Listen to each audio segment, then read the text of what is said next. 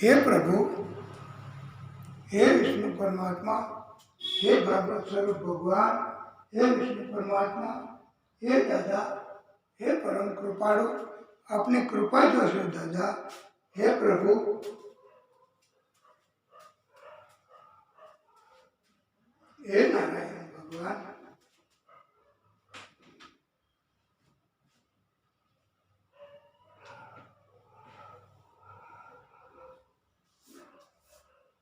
हे दादा,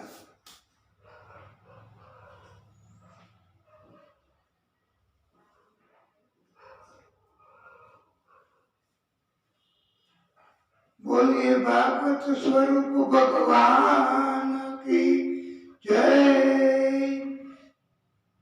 स्वस्ति श्री गणेशाय नमः। श्री कृष्णाय नमः। श्री गुरुभ्यो नमः।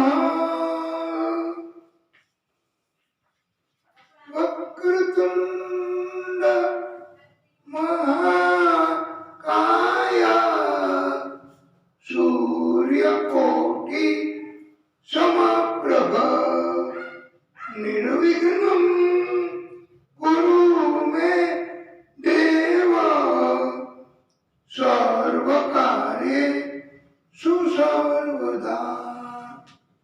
हे पुण्यात्माओं, वाला भक्तों, वैष्णवों, आप सर्वेना हृदय कमळમાં બિરાજતા વિષ્ણુ પરમાત્મા શ્રી હરિને કોટાનો કોટી દંડવત પ્રણામ।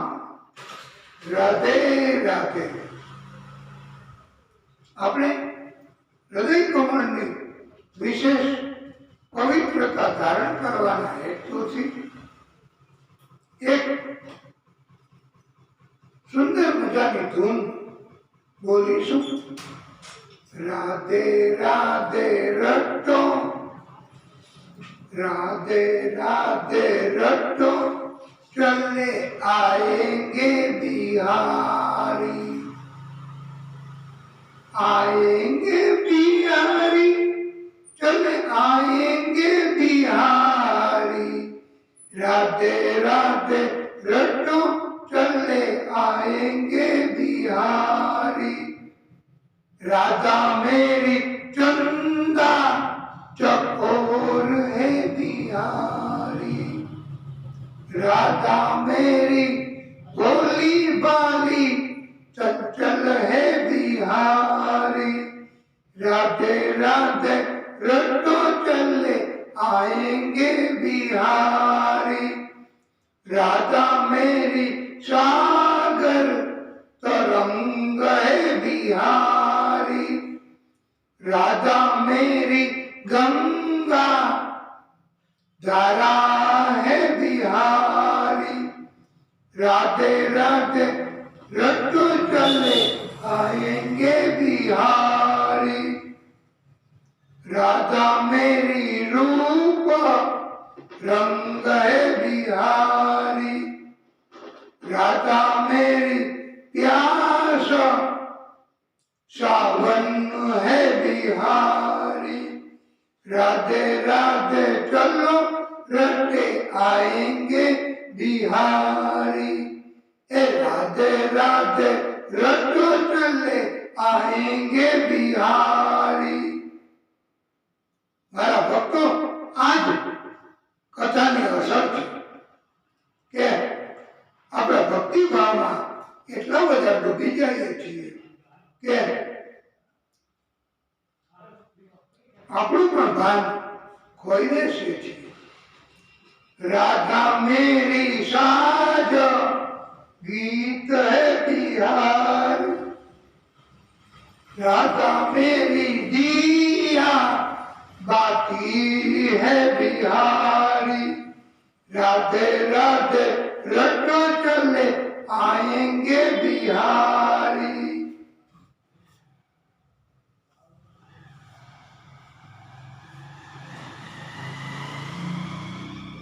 बोले भागवत स्वरूप भगवान की जय।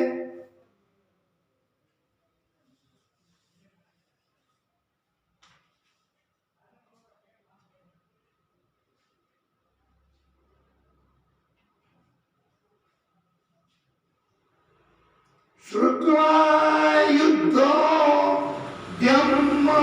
रामः करुणां सह पाण्डवैः तीर्थोऽभिषेक व्याजेन मध्यस्थः प्रयुयं किल। बलराम जी ने खबर पड़ी કે કૌરવો તથા પાંડવો વચ્ચે યુદ્ધ થવાનું છે। બલરામજી કોઈ પક્ષમાં યુદ્ધ કરવા ઈચ્છતા ન હતા।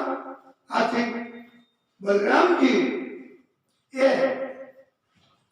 યાત્રામાં નીકળી ગયા। બલરામજીએ પ્રભાસ ક્ષેત્રમાં સ્નાન કર્યું, તર્પણ કર્યું, બ્રહ્મ ભોજન કરાવ્યું તથા બલરામજીએ દેવો પિતૃઓ એમને તૃપ્ત કર્યા।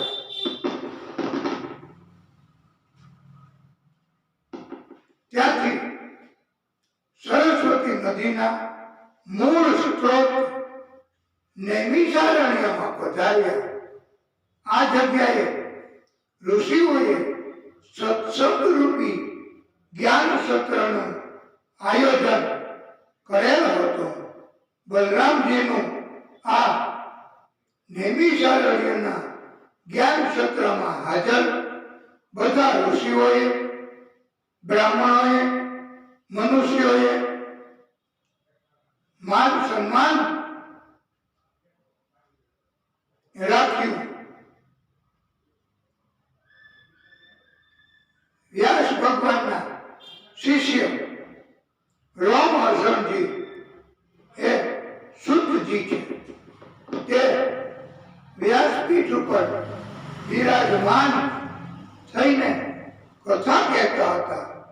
શુદ્ધજીએ કથા ચાલુ રાખી।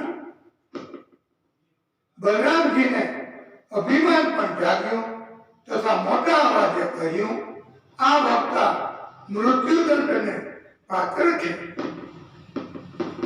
એકાવદુક્ત્વા ભગવાન નિવૃતો અસદ્ધવ તાદપી ભાવિત્વા તમ કુશાગ્રેણ કરસ્થના અંત પ્રભુ। બલરામજીએ શુદ્ધજીના વર્તનની કોઈ નોંધ લેવાની હોય જ નહીં। એ તો તીર્થયાત્રામાં હતા અને તીર્થયાત્રામાં હોય એમનું કોઈ માન આપે, અપમાન કરે કે ગુસ્સો કરે તો એમણે કાંઈ ધ્યાનમાં લેવાનું હોતું નથી। બલરામજીએ આમ છતાંય ગુસ્સો કર્યો અને દર્ભની સળી લઈ પ્રહાર કર્યો કે તુરંત શુદ્ધજી રોમહર્ષણજીનું ત્યાં જ મૃત્યુ થયું। આ તો બલરામજીનો પ્રહાર। પછી દર્ભની સળી હોય તો એ શું? પછી ઋષિઓ, બ્રાહ્મણો એમણે બલરામજીને કહ્યું કે અમે જ એમને ઊંચા આસન ઉપર બેસાડ્યા હતા, એ અમને કથા સંભળાવતા હતા। ત્યારે એમ કહેવામાં આવે છે કે એ બલરામજીએ પણ પછી પ્રાયશ્ચિત કર્યું। એમને પણ થયું કે ખોટું કર્મ થઈ ગયું। પછી બલરામજીએ આ રોમહર્ષણજીના શુદ્ધજીના પુત્ર એ ઉગ્ર સવા હતા એને, એ ભલે નાની ઉંમર, એમણે ક્યારેય કથા કરી જ ન હતી, એમ છતાંય એમને આદેશ કર્યો કે તમે તમારા પિતાની જગ્યાએ કથા કહો અને આસન ગ્રહણ કરો. અને બલરામજીએ કહ્યું કે હું તમને આ સત્તા આપું છું અને તમે કથા કહેશો, એ કથા એ સુંદર મજાની કથા જ હશે. ને એટલા માટે જ આ તો બલરામજી અને બધાને રોમહર્ષણજીની કથા એ અતિશય પ્રસન્ન પડી, બધાને આનંદ કરાવ્યો. અને બલરામજી નિમણૂક કરે એ તો શેષ સ્વરૂપ, પછી પૃથ્વી ઉપર કોણ ટીકા કરનાર હોઈ શકે? અને બધા એમણે સ્વીકાર જ કર્યો. બધાએ કહ્યું કે બલરામજી, આપ પ્રાયશ્ચિત કર્મ કરો અને અમને બધાને ઇરબિલ નો પુત્ર બલવલ, બલવલ એ મોટો રાક્ષસ છે, અમને યજ્ઞ કરવામાં બાધા ઊભી કરે છે, ત્રાસ આપે છે, જુલમ કરે છે.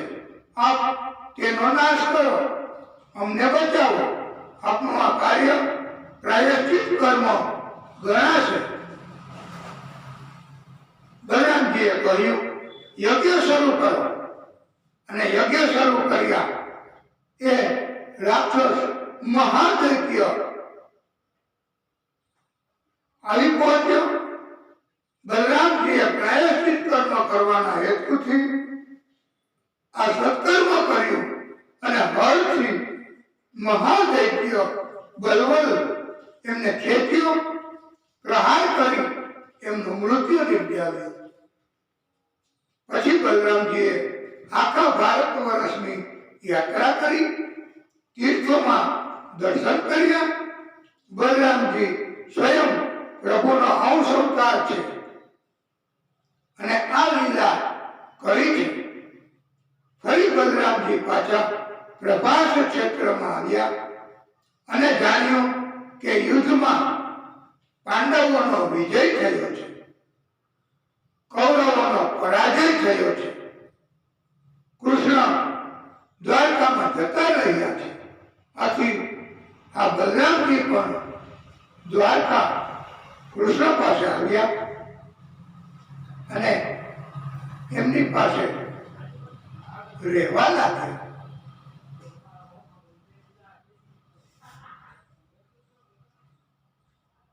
સુખદેવ પ્રભુ કહે છે, હે રાજન, યદ્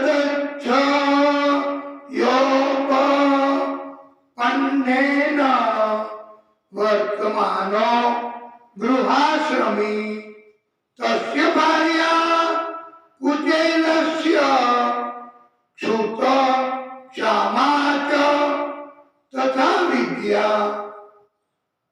સુદામા ગૃહસ્થનું જીવન જીવતા છતાં કોઈ પ્રકારની વસ્તુ કે દ્રવ્યનો સંગ્રહ કરતા નહીં, પરિગ્રહ કરતા નહીં.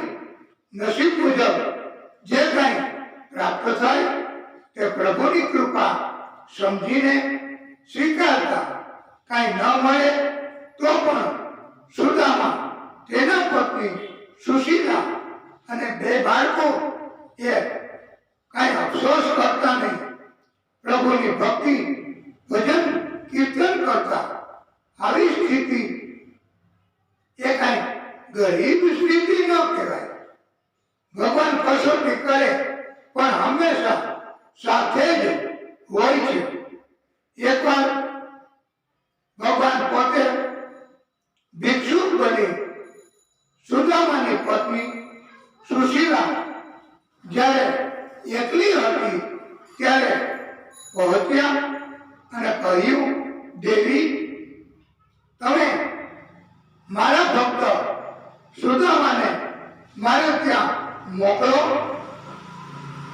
મારે ત્યાં આવશે, પછી જ તમારા દિવસો બદલાશે, તમારા ભાગ્ય બદલાશે. એક દિવસ અતિ ભૂખના કારણથી સુશીલા દુઃખી થઈ સુદામાને કહે, નાથ, કૃષ્ણ આપના પરમ સખા છે, સાક્ષાત લક્ષ્મીપતિ છે, શરણમાં આવનારનું રક્ષણ કરવાવાળા છે, તથા કલ્પવૃક્ષ સમાન છે, બધા ઉપર કરુણા કરે છે, કૃપા કરે છે. આથી હે સ્વામી, તમે એમને મળવા માટે દ્વારિકા એકવાર જાઓ. ત્યારે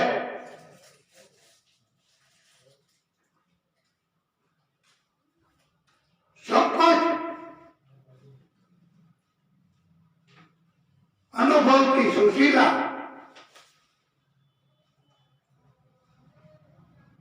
એમના હોઠ સુકાતા. સુદામાએ કહ્યું, તકલીફ, કષ્ટ, એમાં મદદ માંગવી એ કાંઈ તકલીફનો ઉપાય નથી, પણ ભક્તિ શ્રદ્ધા વધારવી જોઈએ. જ્યારે કષ્ટ હોય ત્યારે પ્રભુની ભક્તિ વધારવી, એમાંથી નાસી જવું એ કાંઈ એનો ઉપાય થોડો છે. સુદામાને શરીરની નબળાઈ પણ એની કોઈ અસર થતી ન હતી. ભક્તિનો પરમ આનંદ સુદામા ભોગવતા હતા અને પૌષ્ટિક ખોરાક એનાથી જ આ સંતોષ પ્રાપ્ત થાય અને બળ વધે એવું નથી. સંતોષથી જ પછી ગમે તેવો ખોરાક લઈએ, સંતોષ થાય એટલે બળ અને પોષણ મળ્યા કરે છે. એમ કહેવામાં આવે છે, પવનમ પીબતી સર્પાહ ન ચ દુર્બાલાસ્તે શુષ્ણે તૃણે વનગજા બલિનો ભવતી કંદે ફલે મુનિવર ચોપ્યંતિ કાલમ સંતોષ એવં પૌરુષસ્ય પરમ વિધાન. સુદામાને સંતોષ રૂપી આ પરમ નિધાન, પરમ વરદાન હતું. ભલે થોડું પણ મળે, પ્રભુનું નામ લઈને ગ્રહણ કરતા. કોઈનું મફતમાં કાંઈ મેળવવાની આશા રાખતા ન હતા. સુદામાએ તેમના પત્ની સુશીલાને કહ્યું, મિત્ર, ગુરુ, ભગવાનના ભક્ત, સંત પાસે ખાલી હાથ જવાય નહીં. દેવી, આ કૃષ્ણ એમની પાસે ખાલી હાથે કેમ જાવ? ત્યારે સુશીલા આજુબાજુના ઘરે જઈ 4 મુઠ્ઠી પૌવા માગીને લાવી એક કપડામાં બાંધી રાખ્યા. સુદામા પૌવાની પોટલી લઈ દ્વારકાના રસ્તે નીકળી પડ્યા. સુશીલાએ સૂર્ય ભગવાનને સતત પ્રાર્થના કરવા અને વ્રત શરૂ કરી દીધું. સુદામાને પહોંચવામાં કઈ તકલીફ ન પડે તેથી આવું પાછળથી વ્રત ચાલુ કર્યું. આ આદર્શ ગૃહિણી કહેવાય છે. પોરબંદરથી દ્વારકા જતા રસ્તામાં 3 કિલોમીટર દૂર એક દરિયાની ખાડી આવે છે. એ ખાડી તો સુદામાએ ગમે તેમ કરી પસાર કરી, પણ ત્યાંથી દૂર મિયાણી ગામ અને ત્યાંથી હર્ષદ એ ઊંચે હર્ષદ માતાજીનું સ્થાન છે. ત્યાં વચ્ચે દરિયામાં એક મોટો લાંબો એવો 1.5 કિલોમીટરનો દરિયો આવે છે. અત્યારે તો એના ઉપર પુલ બાંધ્યો છે, પણ એ વખતે સુદામા મૂંઝાયા કે આ દરિયો 1.5 કિલોમીટરનો પાર કેમ કરવો, અને એમની પાસે કાંઈ મૂલ્ય તો હતું નહીં, એટલે હોળીમાં પણ કેમ દેશે. એમને થયું કે હવે થોડી વાર પ્રતીક્ષા કરું મારા દ્વારકાવાળાની, અને પછી જો કાંઈ પણ એવું આ દરિયો પાર કરવા માટે નહીં થાય તો પછી જય શ્રી કૃષ્ણ, રાધે કૃષ્ણ એમ કરીને પાછું જતો રહીશ પોરબંદર. આમ નિર્ણય કરતા જ દ્વારકામાં ખબર પડી ગઈ ભગવાન કૃષ્ણને, અને એ તો નારી જ બનીને હોળી લઈને ત્યાં પ્રગટ થયા. કહે, ભક્ત ચાલો તમને પેલે પાર ઉતારી દઉં. ત્યારે સુદામા કહે કે મારી પાસે કઈ છે નહીં, હું કેવી રીતે પેલે પાર જવા માટે આપની હોળી એમાં બેસું. ત્યારે નાવિકે કહ્યું કે હું આપની પાસે જે છે એ લઈ લઉં છું, હવે બેસો. ત્યારે સુદામા કહે, પણ મારી પાસે તો કઈ છે નહીં, મેં કઈ આપ્યું નહીં, આપે શું લઈ લીધું, મારાથી એમ ન બેસે. ત્યારે ભગવાનની આ તો લીલા છે, અને સુદામા પાસે દરિદ્રતા હતી એ પ્રભુએ લઈ લીધી. પછી સુદામાને કહે કે મને તમે ભાડું એ કોઈ સુંદર મજાનું એવું કીર્તન સંભળાવજો, અને ચાલો પેલે પાર ઉતારી દો. સુદામાએ કહ્યું કે તો મને સુંદર કીર્તન આવડે છે, અને સુદામાએ અદ્વૈત પોતાનું સુંદર મજાનું કીર્તન શરૂ કર્યું. ગોવિંદ મેરો હે ગોપાલ મેરો હે. પ્રભુએ સુદામાને પેલા પર ઉતારી દ્વારકાના રસ્તે ચડાવી પ્રભુ અંતર ધ્યાન થઈ ગયા. બચપનમાં બંને જ્યારે ગુરુના આશ્રમમાં હતા ત્યારે એકવાર ગુરુ માતા એમને બંનેને જંગલમાં મોકલ્યા હતા. ત્યારે રસ્તામાં ભૂખ લાગે ત્યારે ખાવા માટે એક પાત્રમાં ચણા ગુરુ માતા ભરતા હતા. એ ચણા ભરતા હતા ત્યારે સુદામાને એવું જ્ઞાન થઈ ગયું કે અત્યારે દરિદ્રતાનો યોગ હાલે છે. જે આ ચણા ગ્રહણ કરશે એમને દરિદ્રતા આવશે, અને આ મારો મિત્ર કૃષ્ણ એ દરિદ્ર બને એ મને જરાય મંજૂર નથી. અને પછી તો એ કૃષ્ણના ભાગના ચણા પણ સુદામા ખબર ન પડે તેમ ખાઈ ગયા છે. અને કૃષ્ણની દરિદ્રતા સુદામાએ લીધી છે. અને હવે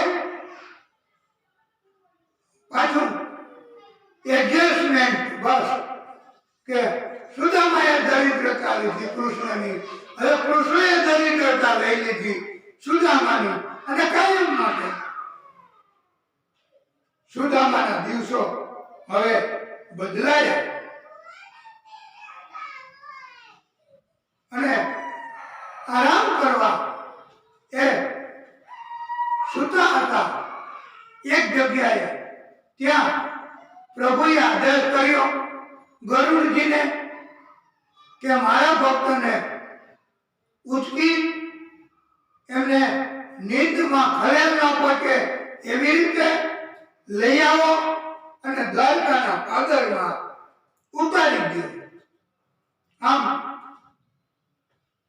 સુદામાને આ રીતે પ્રભુએ દ્વારકાના પાદરમાં ઉતારી દીધા. સુદામા જાગ્યા, એમણે જોયું તો ગામ મોટું દેખાતું હતું. એમણે પૂછ્યું, આ કયું ગામ છે ભક્તો?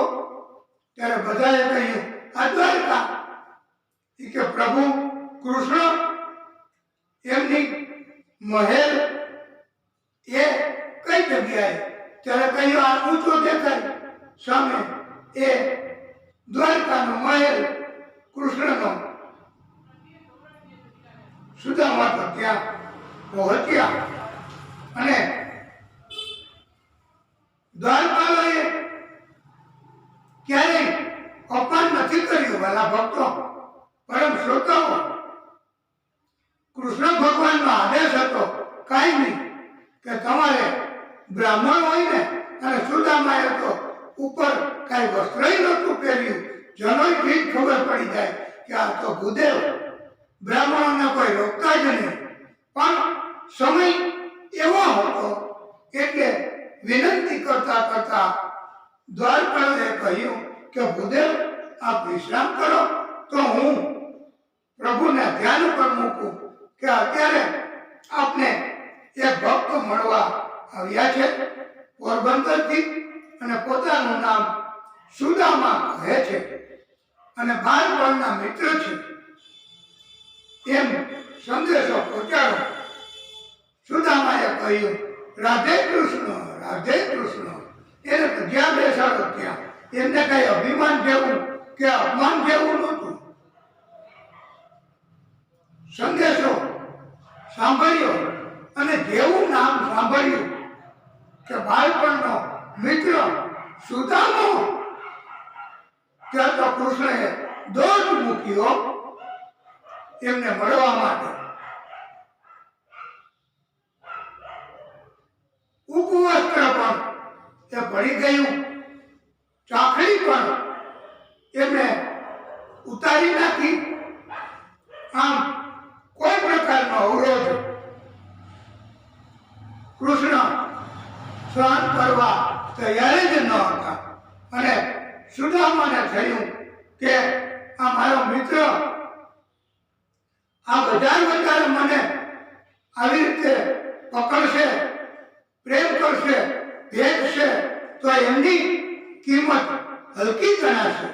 કે આવા દરિદ્ર, આવા બ્રાહ્મણ એમને આવી રીતે સ્વાગત કરવા દોડ્યા પ્રભુ.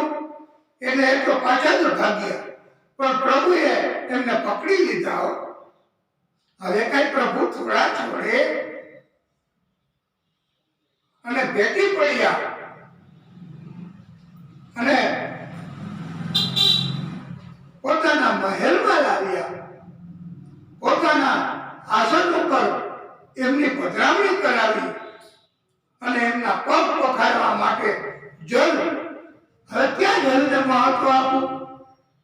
ગંગા, યમુના, સરસ્વતી એ તો બધા જળ અતિ મહત્વ ધરાવનાર જ છે. પ્રભુએ પોતાના હરખના આંસુ, પ્રેમના આંસુ એ નીકળ્યા અને એ જળથી સુદામાના પગ વખાર્યા છે. સુદામાની સેવા કરી, આતિથ્ય સત્કાર કર્યો, બ્રાહ્મણોની સેવા આ કૃષ્ણ કાયમ હંમેશા કરતા હતા. બધી રાણીઓ પણ અને બધા જ જોઈ રહ્યા કે આવા ભક્ત કેવા કર્મો, કેવા ભાગ્યો, કેવા સત્કર્મો કર્યા હશે કે પ્રભુ આવી રીતે એમની સેવા કરે છે, સન્માન રાખે છે. અને સુદામા પણ પ્રભુના દર્શન કરીને ધન્ય ધન્ય બની ગયા. ભગવાન કૃષ્ણએ સુગંધિત ધૂપ દીપ મારફતે સુદામાની આરતી ઉતારી, બ્રાહ્મણો તથા બધાને ઘણા દાન આપ્યા, મિત્ર પધાર્યા છે. એના આનંદમાં ગાયો, મૂલ્યવાન વસ્ત્રો, અલંકારો એ બધાને આપ્યા. આથી બધાને આનંદ થયો. કૃષ્ણએ સુદામાને પગે લાગી આશીર્વાદ મેળવ્યા અને પ્રભુએ બધી રાણીઓને કહ્યું, આપ એક પછી એક આ ભૂદેવના પગે લાગી આશીર્વાદ મેળવો. ત્યારે પટરાણીઓ આવવા લાગી. સુદામા હાથ ઊંચો કરીને અખંડ સૌભાગ્યવતી ભવ, અખંડ સૌભાગ્યવતી ભવ. અને પછી તો થાક્યા, હાથ થાક્યો અને અખંડ સૌભાગ્યવતી ભવ, અખંડ સૌભાગ્યવતી ભવ. પછી તો જીભ એ પણ થાકી, સૌભાગ્યવતી ભવ, સૌભાગ્યવતી ભવ. અને પછી બોલવાની શક્તિ પણ. હવે તો સુદામા કહે કે કૃષ્ણ, હું તો થાક્યો, કેટલી પત્નીઓ છે. ત્યારે કૃષ્ણએ કહ્યું કે હજુ તો સંખ્યા આગળ વધી જ નથી. મિત્ર, 16,108 એ તો બાકી. ત્યારે સુદામા કહે કે હું એમને આશીર્વાદ આપીશ નહીં, હું થાકી ગયો. તું મને પગે લાગ અને હું તને આશીર્વાદ આપું, એટલે તારામાંથી અડધા આશીર્વાદ એ બધી પત્નીઓને ઓટોમેટિક મળી જશે. અને ત્યારથી પરમ શ્રોતાઓ, વાલા ભક્તો, પતિ જે કંઈ મંગલ કાર્ય કરે, યજ્ઞો કરે, કથાઓ કરાવે, શ્રવણ કરે, એમાંથી અડધું પુણ્ય આપોઆપ પત્નીને મળી જાય છે. આ શાસ્ત્રોમાં પણ લખાયેલી વાત છે. અને સુદામા એમણે ભાગવતકારોએ કોઈ એવું નામ નથી આપ્યું કે સુદામા એટલે એની આઈડેન્ટિટી શું, એમની ઓળખ શું, સુદામા એટલે કોણ. આ કૃષ્ણ એ કેટલા વર્ષ પહેલા અને સુદામા એ વખતે કોણ હતા, અને પોરબંદરમાં થી દ્વારકા ચાલીને ગયા. એ સુદામા એટલે કોણ, એ માટે ભાગવતકારોએ એવું કહ્યું છે કે જે પ્રશાંત આત્મા અને જીતેન્દ્રિય આવા બે મોટામાં મોટા સદગુણો ધરાવનાર હતા. એ કહ્યું છે. અને પછી આ કૃષ્ણએ જન્મ પ્રાગટ્ય કર્યું અને સુદામા એ એમની સાથે ભણતા હશે અને પછી એ સુદામા પોરબંદરથી દ્વારકા ગયા છે. આ પ્રશાંત આત્મા એટલે ક્યારેય ગુસ્સો કરે જ નહીં. સપનામાં પણ શાંત, ગુસ્સો કરે જ નહીં. એને પ્રશાંત આત્મા કહેવાય છે. ઇત્થમ વિચિત્ય વસનાત ચિરબદ્ધાન દ્વિજન્મન સ્વયં જાર કિમિદમ ઇતિ પૃથક્તંગ દુલાન. ભગવાન કૃષ્ણએ સુદામા પાસે ચિત્રા જેવી પૌવાની પોટલી એ બગલમાં રાખી હતી, સંતાડી રાખતા હતા. એ ઝૂંટવી લીધી અને કહ્યું કે મિત્ર, તમે એમ માનો છો કે આ તુચ્છ એવું ધાન છે? મને બહુ પ્રિય એવું આ પૌવા તાંદુલ મને બહુ પ્રિય છે. અને આ જથ્થો એ આખા બ્રહ્માંડને સંતોષ અપાય તો પણ વધે એટલો પર્યાપ્ત છે.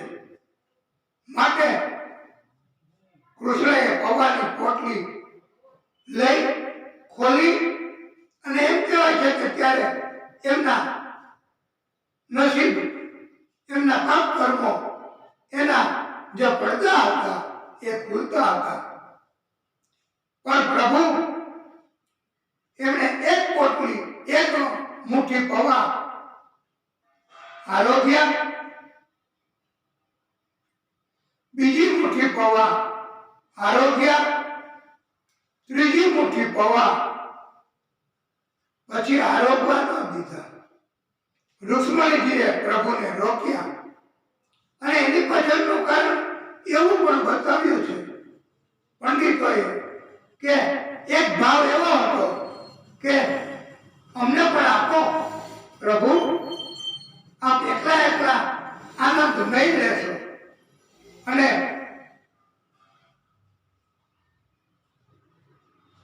બીજો અર્થ એવો પણ કર્યો છે કે એક મુઠ્ઠી પૌવા આરોગ્ય ત્યાં તો આખું બ્રહ્માંડનું બધું એમને પ્રાપ્ત થયું વૈભવ સ્વરૂપે સુદામાને. અને હવે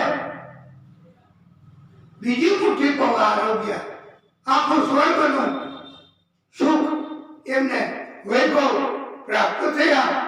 હવે ત્રીજી મુઠ્ઠી પૌવા આરોગશો તો પ્રભુ આપનો મહેલ એ પણ એમને જતો રહેશે, મહેલના આપના વૈભવ એ પણ જતા રહેશે અને અમારે એમની ચાકરી કરવા, સેવા કરવા જતું રહેવું પડશે. માટે હવે તમે વધારે ખોરાક ન લ્યો. એમ કરીને રુક્ષ્મણીજીએ એ પૌવાની પોટલીમાંથી બધાએ પ્રસાદ લીધો અને એમનો વૈભવ એમને એમ જ રહ્યો.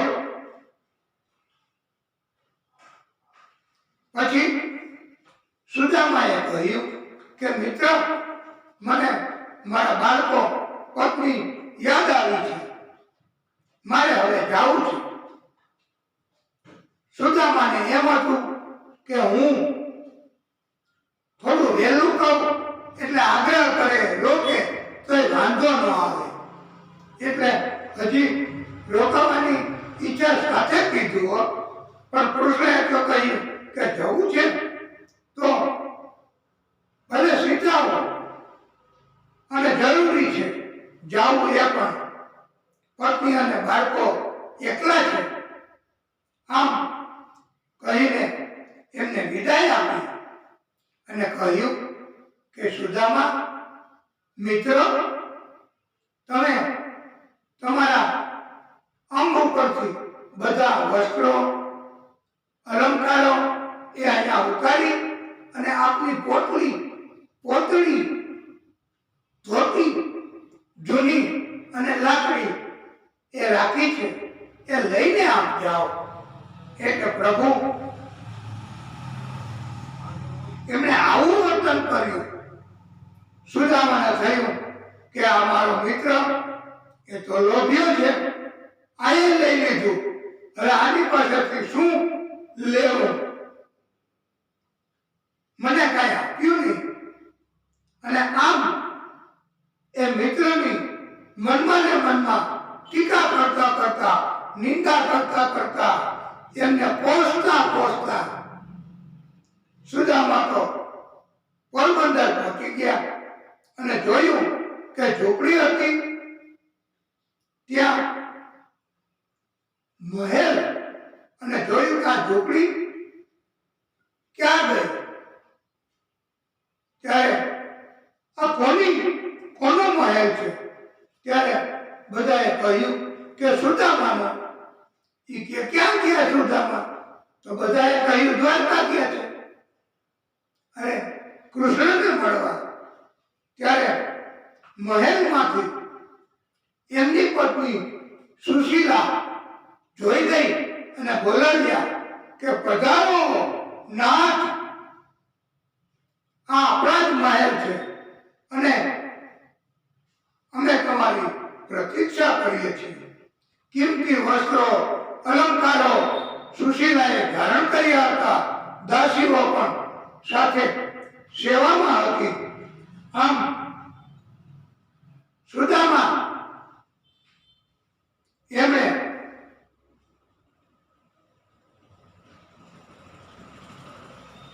અંદર જઈને જોયું તો મહેલ, એમાં બગીચા, ઉપવનો, સોનાના અને એવા સુંદર હાથીદારથી બનાવેલા સુશોભિત પલંગો, એના ઉપર સોનાના પતરાઓથી મઢેલા હતા. બારણા પણ એવા જ દરવાજા, દૂધના ખીર જેવા સફેદ અને કોમળ મુલાયમ બિછાના બિછાવેલા હતા. સુદામા આટલો વૈભવ જોઈને પછી તો કહેવા લાગ્યા કે દેવી, આપણે ઝૂંપડામાં આવો, આપણે આ કોઈના મહેલમાં રહેવું નથી, અને આપણે જે ધારણ કર્યા છે વસ્ત્રો અલંકારો એ જેના હોય એને આપી દો, નહીતર ઉતારી લેશે, પાછા માંગી લેશે તો અપમાન થશે આપણું. અને સુદામાને થયો તો એવો અનુભવ, એટલે સુશીલાને પણ આવું કહ્યું. અને સુશીલાએ કહ્યું, નાથ, તમે જ્યારે દ્વારકા ગયા ત્યારે પછી વિશ્વકર્માજી પધાર્યા હતા. એમણે કહ્યું કે અહીંયા પ્રભુ દ્વારકાના નાથ કૃષ્ણએ અમને આદેશ કર્યો છે કે એના જેવા જ વૈભવ વાળો મહેલ એની રચના કરવાની છે. ત્યારે મેં કહ્યું કે અમને બધા સ્વાર્થી કે છે, માટે અમારા પડોશીને પણ એવા મહેલ બનાવી આપો, તો મારે એ મહેલ આપનો સ્વીકારો. ત્યારે એમણે પરામર્શ કર્યો અને પછી એવો ઉત્તર આપ્યો કે આપને સંકટ સમયમાં અથવા ભિક્ષામાં જે કોઈએ મદદ કરી હોય એ પાડોશીને આવો વૈભવ, એવો મહેલ બનાવી આપશું. અને પછી આપણને અને બધાને આવો મહેલ બનાવી આપ્યો છે. સુદામાને થયું કે મને આ કૃષ્ણએ આટલું બધું આપ્યું, આવો બધો વૈભવ, પણ હું એમને ઓળખી ન શક્યો અને મેં એમને વિચારો કરીને નિંદા કરીને એમનો અપરાધ કર્યો. આ મિત્ર કોઈને ન મળે અને વિચાર્યું તો સદબુદ્ધિ આવી કે ખરેખર આ મિત્ર એ દ્વારકામાં કોઈ જોડે નહીં અને સુદામા એ કાંઈ લઈ જતા નથી, એમને કાંઈ આપ્યું નથી એવું બધાને બતાવવા માટે, દેખાડવા માટે કૃષ્ણએ મને કાંઈ આપ્યું નહીં, પણ કોઈ ન જોવે તેમ અદ્રશ્ય રીતે આટલું બધું મને આપ્યું. એ પ્રભુ સુદામા તો પ્રાયશ્ચિત કરે છે, માફી માંગી. તસ્ય વૈ દેવ દેવસ્ય હરેર્ય યજ્ઞપતૈઃ પ્રભો બ્રાહ્મણા પ્રભુ દેવમ ન તેભ્યો વિદ્યતે પરમ. આરાધ્ય દેવ ભક્તોના ભયને હરનારા યજ્ઞપતિ સર્વશક્તિમાન ભગવાન પોતે પણ બ્રાહ્મણોને ઈષ્ટ માને છે, પોતાના ભગવાન માને છે અને બ્રાહ્મણોને માન સન્માન આપે છે, એમની પૂજા કરે છે. અને બ્રાહ્મણથી વધીને બીજું કાંઈ છે જ નહીં. અને બ્રાહ્મણ એ પ્રભુના અવતારો પૈકીનો એક અવતાર જ છે એમ આ બોધ આપી અને પછી પરીક્ષિતજી કહે છે કે પ્રભુ આપણી ઉપર પ્રસન્ન થાય તો કાંઈ માગવું નહીં. અને એવું વિનંતી સ્વરૂપે કેવું કે મારું આખું ખૂટે જે ઘણીએ મારા હૃદય કોમળમાં બિરાજજો છે અરજી તમોને બસ એટલી મારા મૃત્યુને શ્રીજી ઉગારજો. અર્જુન એ મહાશક્તિશાળી એવા ગાંડી ઉતારી એમણે 4 મહિના પ્રભાસ ક્ષેત્રમાં દંડી સાધુનો વેશ ધારણ કરી ત્યાં વસવાટ કર્યો. બલરામજી એમની ઉપર પ્રભાવિત થયા અને સાધુને મહેલમાં પણ લાવ્યા, આમંત્રિત કર્યા ભોજન માટે. અને અર્જુન ઉપર સુભદ્રાની અને સુભદ્રા ઉપર અર્જુનની નજર પડી. બંને એકબીજાના પ્રેમમાં પડ્યા અને સુભદ્રા એકવાર દેવ દર્શન માટે નગરીની બહાર ગયા. કૃષ્ણ વિજયે બધાએ સંદેશો પહોંચાડી દીધો કે હવે તમે સુભદ્રાને લઈ જાઓ, હરણ કરી જાઓ. અને આ દંડી સાધુના વેશમાં અર્જુન એમણે રથમાં બેસાડી સુભદ્રાનું હરણ કર્યું અને સૂચના મુજબ રથ સુભદ્રાને ચલાવવા માટે આપ્યો છે. બલરામજી તો ગુસ્સે થયા અને કહ્યું કે આવું કૃત્ય કરનાર આ સાધુ એમણે તો આપણા બહેન સુભદ્રાનું હરણ કર્યું છે. ત્યારે કૃષ્ણએ કહ્યું કે દાઉ ભૈયા રથ કોણ ચલાવતું હતું? ત્યારે બલરામજી કહે રથ સુભદ્રા ચલાવતા હતા. તો સુભદ્રાએ સાધુનું હરણ કર્યું કે સાધુએ સુભદ્રાનું હરણ કર્યું? અને હવે આ સમાચાર બધે ફેલાઈ ગયા અને સુભદ્રાને હવે કોણ પરણશે? અને અને આખી જિંદગી તો ઘરે રાખી ન શકાય શાસ્ત્રો એવા ભિન્ન મત ધરાવે છે. અને પછી બલરામજી એ શાંત પડ્યા, સંમતિ આપી, ઘણું ધન સંપદા, ઘોડા, રથ, દાસીઓ આપીને સુભદ્રાના વિવાહ કરાવી આપ્યા છે.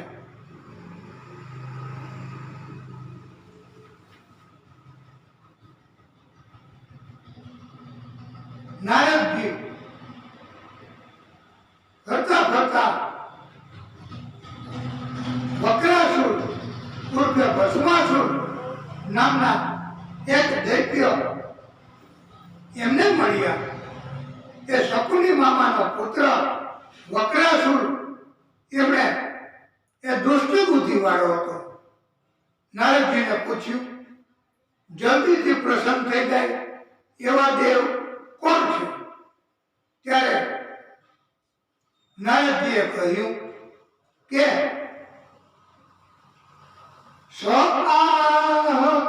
દેવમ ગિરીશમ ઉપાધાવાસુ સિદ્ધયસી યો અલ્પાભ્યામ ગુણ દોષાભ્યામ આશુતુહુ ઇતિ કૃષ્યતિ. નારદજીએ કહ્યું કે એ તો મહાદેવજી છે. અને પછી કેદાર ક્ષેત્રમાં જઈ એમણે મહાદેવજીનું તપ કર્યું. મહાદેવજી પ્રસન્ન થયા.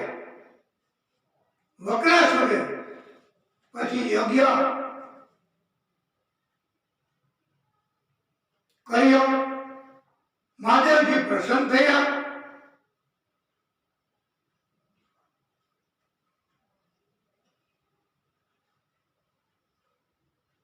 વરદાન માંગવા કહ્યું.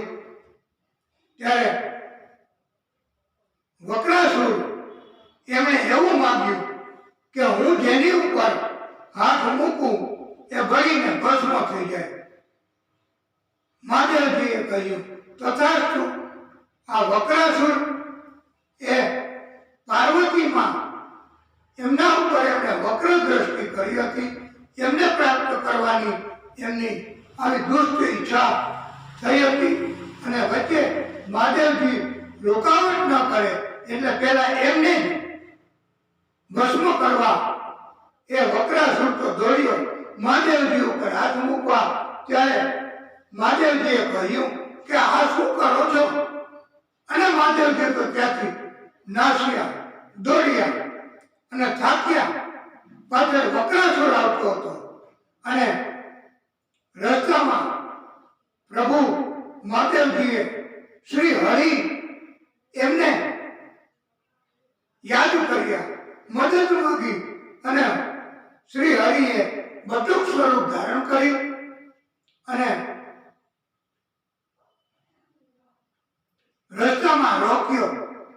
વક્રાસુરને કહ્યું કે હું એને શોધું છું કે જેને હમણાં એમ કહ્યું ને બધાએ કહે છે કે જેના ઉપર હાથ મૂકે ને બળી જાય એવું વરદાન મેળવ્યું છે એ કોણ? ત્યારે એમણે કહ્યું હું પોતે વક્રાસુર ઉર્ફે ભસ્માસુર. ત્યારે બટુક સ્વરૂપે કહ્યું કે આ શક્ય નથી આવું વરદાન. અને ભક્ત તમે તો છેતરાઈ ગયા. મહાદેવજીએ તમને છેતર્યા. તમારું તપ બરબાદ થયું. તમારો સંકલ્પ સિદ્ધ નહીં થાય અને આવું શક્ય નથી. વિધાતાને થોડી ખબર હતી કે તમે તપ કરવાના? એટલે અમુક એમના જન્મ સમયે હવે એવું લખે કે તમે માથે હાથ મૂકશો તમને વરદાન મળશે અને એનું મૃત્યુ થશે. માટે આવું વરદાન હોઈ ન શકે. વક્રાસુરને પણ શંકા જાગી હો. એને થયું કે આપની વાત વિચારવા જેવી તો ખરી. બટુક સ્વરૂપે કહ્યું કે હવે બરાબર થશે, ત્યારે એમણે કહ્યું કે આપ ખાતરી કરવા મારા મસ્તક ઉપર હાથ મૂકો, હમણાં ખાતરી થઈ જાય. મારે કઈ હવે કોઈ તમન્ના નથી લગ્ન કરવાની, વૈભવ ભોગવવાની. ત્યારે વક્રેશ્વરે કહ્યું કે પણ મારે આવું શા માટે કરવું? મને પણ હવે ખાતરી જ છે કે આવું વરદાન હોઈ ન શકે, અને હવે હું આ મહાદેવજીને જોઈ લઈશ. પણ આપ અહીંયા જ રહેજો અને હું ખાતરી કરવા મારા ઉપર જ મારો હાથ મૂકું છું, એમ કહીને અને બટુક સ્વરૂપ કહે કે બેટા, હું ઠેર સુધી અહીંયા જ રહેવાનો છું, તું તારા મસ્તક ઉપર હાથ મૂક. આમ કહીને વક્રાસુર એમણે પોતાના મસ્તક ઉપર પોતાનો હાથ મૂક્યો અને બળીને ભસ્મ થઈ ગયો. એક કથામાં એવું કહેવામાં આવ્યું છે કે બટુક સ્વરૂપને બદલે માયા એમને પ્રભુએ આદેશ કર્યો અને એ મોહિની સ્વરૂપે, માયા સ્વરૂપે, એ ઉત્તમ એવી સ્ત્રી સ્વરૂપે પ્રગટ થયા રસ્તામાં. અને આ વક્રાસુર એમના ઉપર મોહિત થયો. એમને થયું કે આ પાર્વતી કરતા હતો અને મારે હવે આને જ મેળવ્યું, અને એમની પાછળ પાગલ બન્યું. અને એ સ્ત્રી કહે કે તમારી સાથે હું લગ્ન કરવા તૈયાર છું, પણ તમે મને આવી રીતે હું કરું તેમ કરી અને નૃત્ય શીખવામાં મને સાથ આપો. ત્યારે વક્રેશ્વરે કહ્યું કે કશો વાંધો નહીં, પછી તમે લગ્ન કરજો મારી સાથે, ચાલો આપણે સાથે નૃત્ય કરીએ. અને આ સ્ત્રીએ કહ્યું કે હું જેવી રીતે કરું એવી રીતે તમારે કરવું. આમ જેવી રીતે આ મોહિની રૂપ સ્ત્રી કરવા લાગી અને એમણે પોતાના બે હાથ છાતી ઉપર મૂક્યા, મુખ ઉપર મૂક્યા, આંખો ઉપર મૂક્યા અને ઝડપથી પોતાના બંને હાથ મસ્તક ઉપર મૂક્યા. અને વક્રાસુરે પણ પોતાના બંને હાથ પોતાના મસ્તક ઉપર મૂક્યા અને બળીને ભસ્મ થઈ ગયો. આમ પ્રભુ ગમે તે રીતે ભક્ત અને મહાદેવજીને પણ સંકટમાં રસ્તો કાઢી આપ્યો અને પ્રભુ ભક્તને મદદ કરે છે, તથા મદદ કરવા માટે પ્રભુ એ હંમેશા પોતે લીલાઓ કરે છે.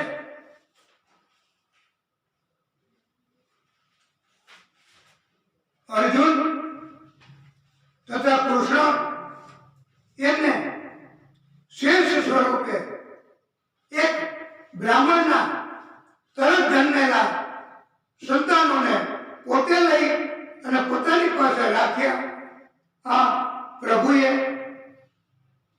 અને અર્જુન એ સંતાનોને પાછા લાવી ન શક્યો.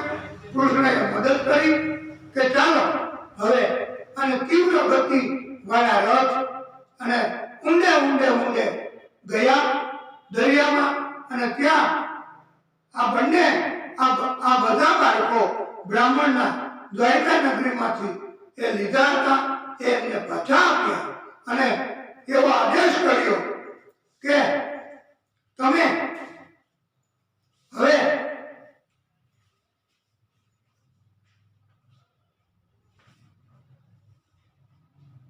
પાછા ધર્મનું સંસ્થાપન કરી અને રાજાઓ એમને બધાને પાપનો ભાર ઉતારી પાછા તાત્કાલિક પધારો એવો આદેશ થયો. એટલે અર્જુને ભગવાન કૃષ્ણ એમણે કેટલાકને અર્જુને માર્યા પાપી રાજાઓને, કેટલાકને કૃષ્ણએ માર્યા. આમ પૃથ્વી ઉપરનો ભાર ઝડપથી હળવો કર્યો, ધર્મનું સંસ્થાપન કર્યું.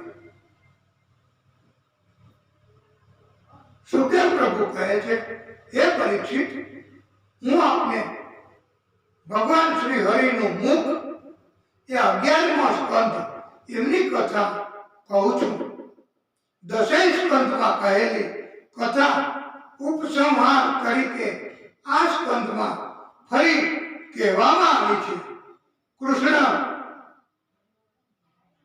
એના યાદવકુળના 56 કરોડ આ તો લખ્યું છે, બાકી તો ભગવાનને ખબર કેટલા હશે. એ પછી કેવા થાય, એમની પેઢીમાં પણ કેવા થાય અને પૂર્વજનું નામ બદનામ કરે. આથી આવું ન બને એટલા માટે ભગવાન કૃષ્ણએ પોતાના યાદવ કુળનો નાશ થાય એ માટે પોતે જ સુંદર મજાની એવી લીલા કરી છે. પ્રભાસ ક્ષેત્રમાં ઋષિઓ મહામુનિઓ બધા ભેગા થયા હતા. મોટામાં મોટો યજ્ઞ કરતા હતા. વિશ્વામિત્ર, અસિત, કણવ, દુર્વાસા, ભૃગુ, અંગિરા, કશ્યપ, વામદેવ, વશિષ્ઠ, નારદજી આવા ઘણા ઋષિઓ હતા પ્રભાસ ક્ષેત્રમાં. ત્યાં ક્રીડન તસ્તાન ઉપવ્રજ્ય કુમારા યદુનંદના ઉપસંગ ગૃહ્ય પપ્રચ્છુર વનિતાવત. આ પ્રભાસ ક્ષેત્ર પિંડારક ક્ષેત્રમાં ભગવાન કૃષ્ણના વંશના ઉદંડી બાળકો બધાય ટીખર કરવા વાળા એ ત્યાં પહોંચ્યા અને કૃષ્ણ તથા જાંબુવતીનો પુત્ર સાંબ હતો એમને સ્ત્રીનો વેશ ધારણ કરાવ્યો અને ગર્ભવતી છે એવો દેખાવ પણ કરાવ્યો. ત્યાં જઈને ઋષિઓને કહ્યું કે મુનિઓ, અમારી સાથે આ શ્યામનયના એ સુંદર સ્ત્રી છે, એમને પ્રસૂતિ થવાની છે, એમને શું પ્રાપ્ત થશે એ પૂછવા ઉત્કંઠા ધરાવે છે અને શરમાય છે. અમે આપને એમના વતી પૂછીએ છીએ કે આપ અમને જણાવો કે એમને પ્રસૂતિમાં શું પ્રાપ્ત થશે.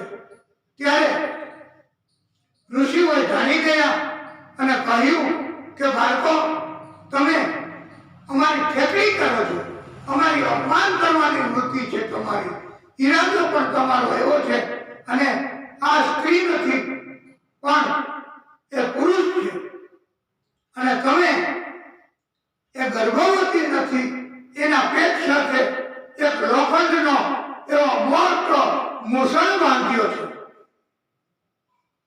અને એ જ તમારા આખા યાદવ કુળનો નાશ કરવા માટે નું કારણ બનશે.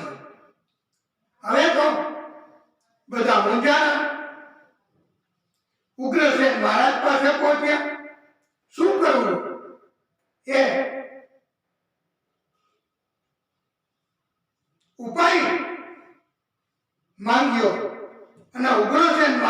કહ્યું કે ગમે તેમ કરીને આનો આ મોટું મુસળ હતું ને લોખંડનું, એને ઘસીને નાના ચૂરા કરી નાખો અને પછી એ બધું જ દરિયા વચ્ચે જઈ અને એમાં પધરાવી દીધું. અને છેલ્લે જે તીર જેવો ભાગ બચ્યો એને કહ્યું કે તમે હવે આ એ દરિયામાં ફેંકી આવી દો. આમ એમનો નાશ કરાવ્યો. એ માછલી કરી ગઈ મુસળ તીર જેવું અને ચૂરો હતો એ સમુદ્રના મોજાઓની સાથે એ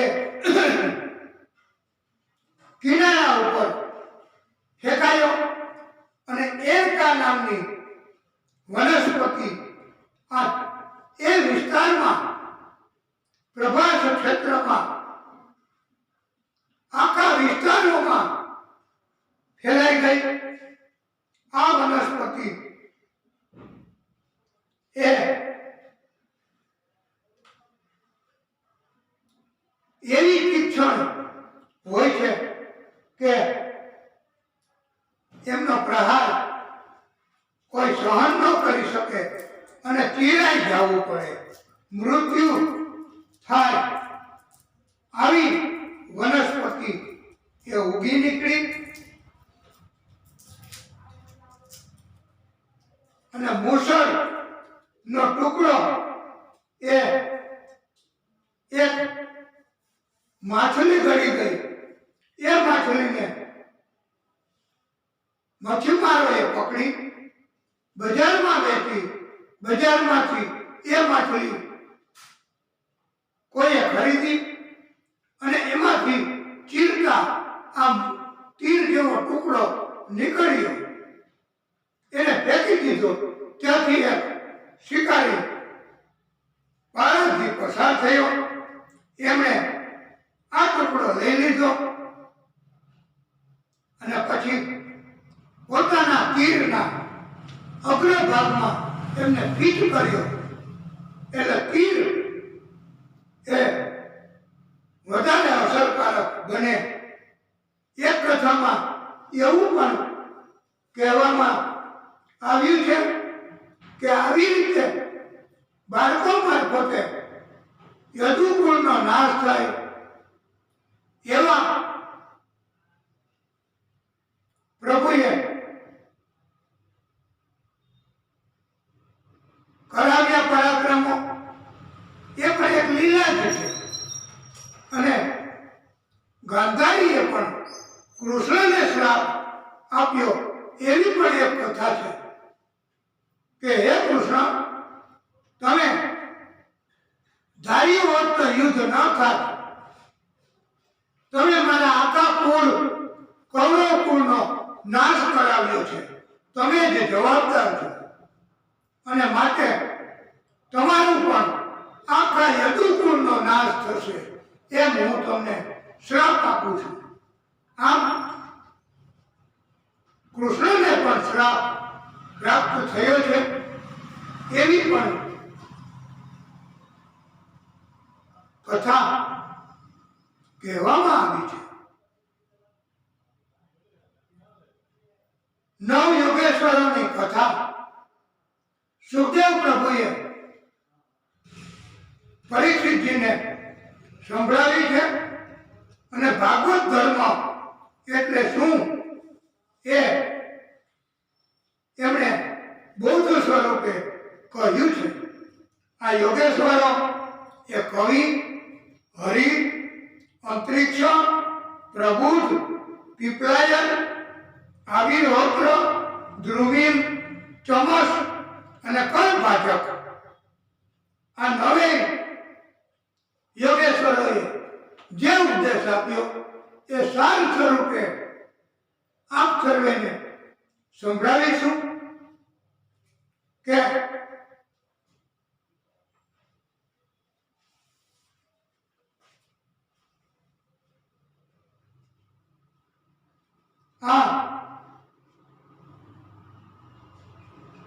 કથા નવ યોગેશ્વરોની નારદજીએ પોતે દ્વારકામાં સંભળાવી છે અને આપને અમે અહીંયા પ્રભુની કૃપાથી એમના સાર સ્વરૂપે સંભળાવીશું. એ સાર એમાં ઉપદેશ એવો આપ્યો છે કે જે મનુષ્ય આત્માની શુદ્ધિ એ સંસારના પદાર્થોમાંથી મળશે એમ માનતા હોય અને હરિના શરણમાં જશે તો પણ એમને કોઈ વિઘ્ન હરિ આવવા દેશે નહીં અને આંખો બંધ કરીને કાર્ય કરશું, મનુષ્ય કરશે, કર્મ કરશે તો પણ મનુષ્યનું પતન થતું નથી. એવા મનુષ્ય પણ જે કર્મ કરશે એવા શુદ્ધ કર્મોથી એમના પાપનો નાશ થશે. વિધિ વિધાનની ખામી રહી જાય તો પણ મનુષ્યએ પોતે સંકલ્પથી કરેલા કર્મો એ પ્રભુ સ્વીકારે છે અને એમનું ફળ પણ બરબાદ થતું નથી. ભક્તો એ ભગવાનની કથાનું ગાન વ્યક્તિ, વસ્તુ, સ્થાન એ કઈ ધ્યાનમાં લેવાનું નથી, બસ કર્યા જ કરવાનું. કે સારી જગ્યા હોય, ગંગા તટ હોય તો જ કથા કરવી એવું નથી. જાય ત્યાં શ્રોતાઓ અસંખ્ય મેઘની હોય અને લાઈવ કથા કહેવાતી હોય, ટીવીઓ અસંખ્ય એવા ગોઠવા હોય અને કથા કહેવી એવું જરૂરી નથી. 5 કે 10 કે ઓછી સંખ્યામાં, અરે વાલા ભક્તો, પરમ શ્રોતાઓ કોઈ સાંભળનાર ન હોય અને કથા બાબાજીને પધરાવીને કરવી, પ્રભુ એનાથી રાજી થાય છે અને ઉત્તમોત્તમ ફળ આપે છે. જેમ ભોજન કરનારને ગ્રાસે ગ્રાસે સંતોષ પ્રાપ્ત થાય છે એમ સત્કર્મ કરવા વાળાને, ઉત્તમ કર્મો કરવા વાળાને, પ્રભુ તરફના કર્મો કરવા વાળાને કર્મો કર્યા જાય એમ એમને સંતોષ અને ભગવાન શ્રી હરિના એમની કૃપાનો અનુભવ થાય છે અને અન્ય પદાર્થો તરફ વૈરાગ્ય ઉત્પન્ન થાય છે. મન, વાણી, કર્મથી કરેલા તથા ઇન્દ્રિય બુદ્ધિથી કરેલા તથા અહંકારના કારણથી કરેલા બધા જ કર્મો એ પરમાત્મા શ્રી હરિને સોંપી દેવા અને પ્રભુ એ સ્વીકારી લે છે. આમ યોગેશ્વરોએ આવો મહત્વ રજૂ કર્યો છે ભલા ભક્તો કે પ્રભુ બધા જ કર્મો સ્વીકારે છે.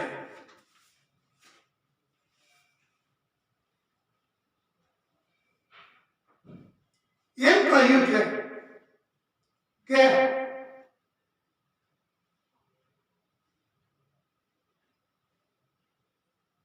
પુરુષ સૂક્તા નામના ગ્રંથમાં ભગવાન શ્રી હરિના મુખમાંથી બ્રાહ્મણ, બાહુમાંથી ક્ષત્રિય, સાથળમાંથી વૈશ્ય, પગમાંથી શૂદ્ર ઉત્પન્ન થયા છે. આમ પણ ઉપદેશ સ્વરૂપે કહ્યું છે. હૃદયને બ્રહ્મચર્યાશ્રમ, મસ્તકને સંન્યસ્ત આશ્રમ,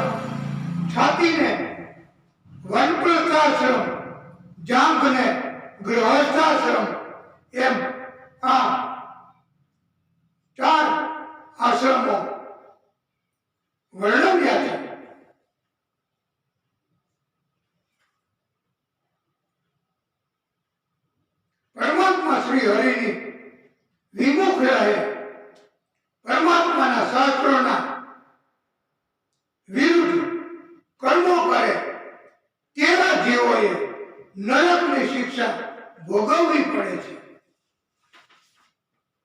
અને એમણે પ્રાયશ્ચિત કર્મો કરવા એ આવશ્યક છે.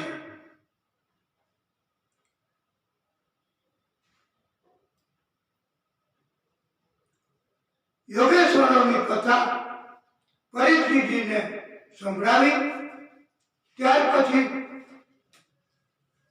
ભગવાન કૃષ્ણ ઉવાચ, હે ઉદ્ધવ, બધા યાદવોના હવે મૃત્યુ થઈ જશે, પછી હું આ પૃથ્વી છોડી મારા ધામમાં જઈશ. તમે સતત નામ સ્મરણ કરજો. દ્વારકા નગરી આખી સમુદ્રમાં ડૂબી જશે. હું વિદાય લઈશ પછી કળિયુગ શરૂ થશે. તમે મારામાં લીન રહેજો. અને ઉદ્ધવજીને કહ્યું છે, આત્મનો ગુરુ આત્મૈવ પુરુષસ્ય વિશેષતઃ યત પ્રત્યક્ષાનું માનાભ્યામ શ્રેયો અસાવનું વિદ્યતે. હે ઉદ્ધવ, મનુષ્ય પોતે જ પોતાના આત્માનો ઉદ્ધાર કરવા માટે સમર્થ છે. પોતાના આત્માનો ગુરુ એ મનુષ્ય પોતે જ છે. ક્યાંય ગુરુ શોધવાની જરૂર નથી. ભગવાન કૃષ્ણ વિશેષમાં કહે છે, હે ઉદ્ધવ, એકવાર મારે દત્તાત્રેય સાથે સંવાદ થયેલો તે હું તમને કહું છું. દત્તાત્રેય ભગવાને 24 ગુરુઓ બનાવ્યા છે. એમને બધા જીવજંતુઓ અને જાતકો પાસેથી કંઈ ને કંઈ શિક્ષણ મેળવ્યું છે. અને આથી એમણે બધાને જેની પાસેથી શિક્ષણ મળ્યું, જ્ઞાન મળ્યું, એને ગુરુ તરીકે અપનાવ્યા છે. પ્રવૃત્તિમાં એવું કે નિવૃત્તિમાં એનો પણ ઉપદેશ આપતા કહ્યું છે કે સતત પ્રવૃત્તિમય રહેવું. અને એ પ્રવૃત્તિ કરવાથી અનર્થ થાય છે. નિવૃત્તિ ધર્મથી વૈરાગ્ય આવે છે. નિવૃત્તિથી સ્વાર્થનો નાશ થાય છે. નિવૃત્તિથી કામના નષ્ટ થાય છે. જીવ તથા પરમાત્મા એક જ છે. માટે અમુક સમયે હવે વૈરાગ્ય પ્રાપ્ત કરવા પ્રવૃત્તિઓ જ દુનિયાની સાથે રહીને કરવાની નથી, એવો ઉપદેશ ઉદ્ધવજીને આપ્યો છે.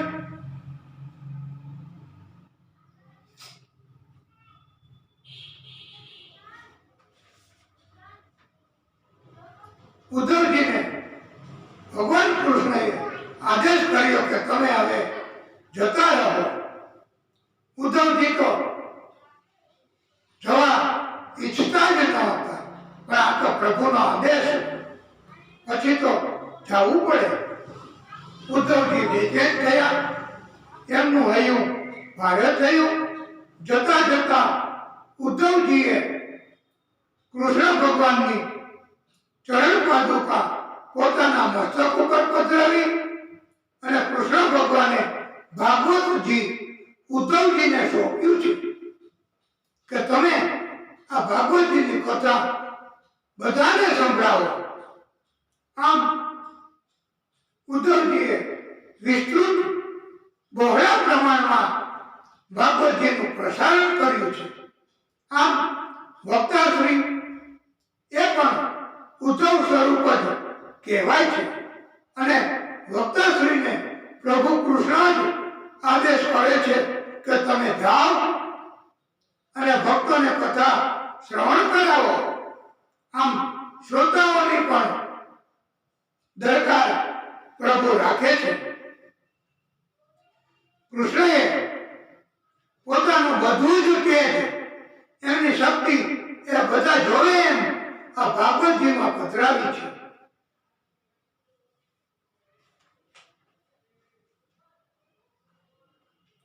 ભગવાનના પરમ પ્રેમી ભક્ત ઉદ્ધવજી હૃદયમાં ભગવાનનું દિવ્ય સ્વરૂપ ધારણ કરી ચાલતા ચાલતા બદ્રિકાશ્રમ પહોંચ્યા. બદ્રિકાશ્રમમાં ઉદ્ધવજીએ તપસ્વી તરીકેનું જીવન પસાર કર્યું. અંતે ઉદ્ધવજીએ ભગવત ગતિ પ્રાપ્ત કરી છે. મારા ભક્તો, આના ઉપરથી એવો બોધ આપવામાં આવ્યો છે કે વૃદ્ધાવસ્થામાં વૃદ્ધાશ્રમમાં રહેવું કે દુનિયામાં રહેવું અને દુનિયા હેરાન કરે, કષ્ટ આપે, ત્રાસ આપે, દરકાર રાખે નહીં, સંતાનો પણ સેવા કરે નહીં, આનાથી તો પ્રભુના શરણમાં જવું અને ગંગા તટે હરિદ્વાર એ ઉત્તમ એવી જગ્યા છે. ત્યાં ઘણા વૃદ્ધો રહે છે અને ત્યાં પ્રભુની કૃપાથી એમને પાલન પોષણ થઈ જાય છે. ઉત્તમ એવા પદાર્થો પ્રાપ્ત થાય છે અને કાંઈ ઘટતું નથી હરિદ્વારમાં. અને અંતે પ્રભુ મૃત્યુ સુધારે છે. પણ શ્રદ્ધા અતિ આવશ્યક છે ભાલા ભક્તો, પરમ શ્રોતાઓ. અને આપણે પણ ભક્તોએ સંકલ્પ કર્યો જ છે કે હવે હરિદ્વારમાં કથા કરવા જઈ શકાય એવું તો થોડું થોડું છૂટ થઈ છે. માટે હવે આપણે પણ આ આપણા પરમ શ્રોતા એમનો સંકલ્પ છે કે ભલે શક્તિ મુજબ ઓછા પણ એવા ઉત્તમ શ્રોતાઓ કે જેને બાબાજીની કથામાં પ્રીતિ છે એમને લઈને હરિદ્વારમાં લાઈવ કથા કરાવવી છે. પ્રભુ એ કૃપા કરશે તો થશે. બસ એમની કૃપા જ, એના સિવાય બીજું કશું છે જ નહીં. ભગવાન કૃષ્ણ એ સુધર્મ સભામાં બિરાજ્યા હતા ત્યારે કૃષ્ણ એ બધા યાદવોને કહ્યું, હવે દ્વારકામાં ભયંકર ઉત્પાતો થવા લાગ્યા છે. અહીંથી આપણે 2 ઘડી પણ એટલે 1 મુહૂર્ત ના સમય રહેવાનું યોગ્ય નથી. સ્ત્રીઓ, બાળકો, વૃદ્ધો અહીંથી શંકોર દ્વાર ક્ષેત્રમાં ચાલ્યા જાઓ. બાકીના બધા મારી સાથે પ્રભાસ ક્ષેત્રમાં ચાલો. અને પ્રભુ સરસ્વતી નદી પશ્ચિમ તરફ વહીને સમુદ્રને મળે છે ત્યાં બધાને લઈ ગયા. પ્રભાસ ક્ષેત્રમાં સ્નાન કરાવ્યું, પૂજન કરાવ્યું અને માંગલિક કાર્યો શરૂ કરાવ્યા. શાંતિપાઠ ભૂદેવોને બોલાવીને કરાવ્યા. પણ હવે તો યાદવોનો નાશ થવાનો, યાદવોની બુદ્ધિ ભ્રષ્ટ થઈ અંદરો અંદર લડાઈ ઝઘડા કરવા લાગ્યા. અને મેરી એક નામની વનસ્પતિ એમાંથી મદિરા, એ મદિરાનું સેવન કરવા લાગ્યા. આનાથી સ્વાદ એ મદિરાનો મધુર હોય છે, પણ આ મદિરાથી સર્વનાશ થાય છે. ના, એ મદિરા અમે ચાખી નથી, પણ આ તો લખ્યું છે, ભાગવતકારોએ, પંડિતોએ કહ્યું છે. અને લડતા લડતા બધા જ યાદવોનો એમ કહેવાય છે કે નાશ થયો. જ્યારે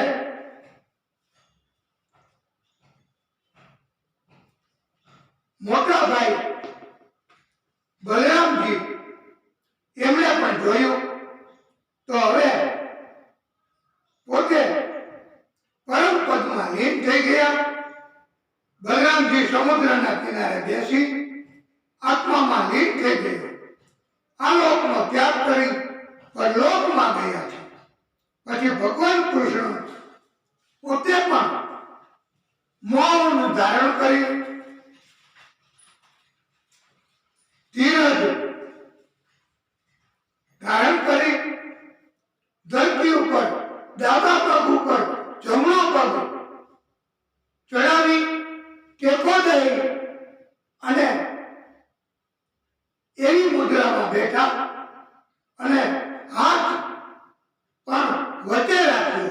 આગળ જમણો પગ એનું તળિયું વચ્ચે હથેળી અને પાછળ મસ્તક. આવી મુદ્રામાં પ્રભુ એ આસન ગ્રહણ કર્યું. શંખ ચક્ર ગદા પદ્મ એ બધા આયુધો પણ પ્રગટ થયા ભગવાનની સેવામાં.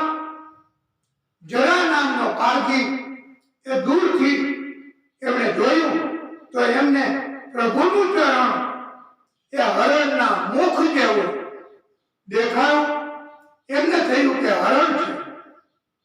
એમણે તીર જે સ્પેશિયલ બનાવ્યું હતું ને ટુકડો મુસલનો ફિટ કરીને એ બળપૂર્વક છોડ્યું અને પ્રભુનું ચરણ હાથની હથેળી અને મસ્તક ત્રણેય વિંધાઈ ગયા.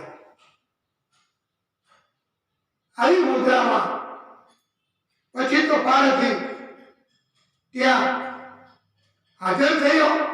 પ્રભુને કહે કે તમે મને શ્રાપ આપો, તમે મને સજા કરો, મારાથી આ ભૂલ થઈ.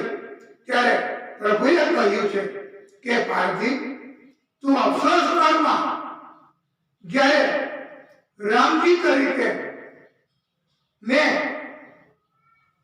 પ્રાગટ્ય કર્યું હતું ત્યારે તને પણ દગાથી મેં માર્યો હતો. આ વખતે રામજી એ પણ પ્રભુનું પ્રાગટ્ય હતું અને આ વખતે કૃષ્ણ સ્વરૂપે પણ આ પ્રભુનું જ પ્રાગટ્ય છે અને માટે તે મારું ઈચ્છા મુજબનું જ કાર્ય કર્યું છે અને તારો હિસાબ પૂરો થયો છે. ભગવાન કૃષ્ણ એમણે પારધીને સાંત્વના આપી અને એમને આશીર્વાદ આપ્યા. સ્વર્ગની પ્રાપ્તિ કરાવી. 3 પ્રદક્ષિણા કરી પારધીએ અને એમને લેવા માટે દિવ્ય વિમાન આવ્યું. એમાં બેસીને પરલોકમાં સીધાવ્યા છે. હવે કૃષ્ણએ એમના સાથથી દારૂ એમને કહ્યું કે દારૂ તમે જલ્દી દ્વારકામાં જતા રહ્યો. દ્વારકાવાસીઓને સમાચાર આપો કે સમુદ્રમાં આ દ્વારકા નગરી આખી ડૂબી જશે અને બધા અર્જુનના રક્ષણ નીચે ઇન્દ્રપ્રસ્થ નગરીમાં વસવાટ કરવા જતા રહો. પછી ભગવાન કૃષ્ણ વિંધાયેલી સ્થિતિમાં હતા. ત્યાં દેવો, ઇન્દ્ર, બ્રહ્માજી, મહાદેવ તથા દેવીઓ, દેવતાઓ બધા અંતરિક્ષમાં પ્રગટ થયા. અંતિમ લીલા ના પ્રભુની બધાએ દર્શન કર્યા. એ સમયે એક દૈવી વિમાન પ્રગટ થયું. એ વિમાનમાં બેસી કૃષ્ણ વૈકુંઠ ધામમાં સીધાવ્યા છે. આખી દ્વારકા નગરી સમુદ્રમાં ડૂબી ગઈ. આજે પણ દ્વારકામાં ઊંચાઈ વાળું આ મંદિર બે ભાગમાં વહેંચાયેલું છે. એક લાડવા મંદિર અને બીજું નિજ મંદિર, એમ બે ભાગ છે. ભગવાન કૃષ્ણનો પીરિયડ ઘણા પંડિતો 3800 વર્ષનો કહે છે, ઘણા વિદ્વાનો 125 વર્ષનો જણાવે છે. ઇન્દ્ર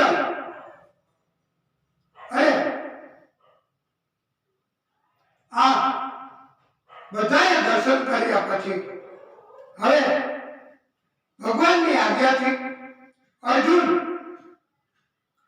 બધાને ઇન્દ્રપ્રસ્થ લાવ્યા, બધાના વસવાટની સગવડ કરાવી. અનિરુદ્ધજીનો પુત્ર વજ્ર હતો, એને મથુરા નગરીનો હવે રાજા બનાવ્યો ઉગ્રસેન પછી, અને રાજ્યાભિષેક કર્યો. પાંડવ પક્ષે યુધિષ્ઠિરજીએ એ પરીક્ષિત આપને રાજા બનાવ્યા, અને યદુકુળ નામ હરિશ્ચંદ્રના વંશના રાજા યદુ ઉપરથી પડ્યું છે. આ બાલકૃષ્ણ પ્રભુ એમણે બાળ લીલા, દિવ્ય લીલા, અવતાર લીલાઓ બધી કરી છે. અને આ કથા જે કોઈ ભક્ત સાંભળે તે શ્રોતાઓને પરમહંસ જેવી ભક્તિ પ્રાપ્ત થાય છે. 11મો સ્કંધ એ સુખદેવ પ્રભુએ સંપન્ન કર્યો. 12મા સ્કંધમાં કૃષ્ણ ધામમાં ગયા પછી કળિયુગ શરૂ થયો. કળિયુગમાં આચાર વિચાર ગુણો એ બધા ધન સંપત્તિથી મપાવા લાગ્યા. જેની પાસે ધન વધારે એ વધારે બુદ્ધિમાન એમ કહેવાય, એ વધારે ઊંચા એમ કહેવાય. આ માપદંડ ફેરવાઈ ગયો.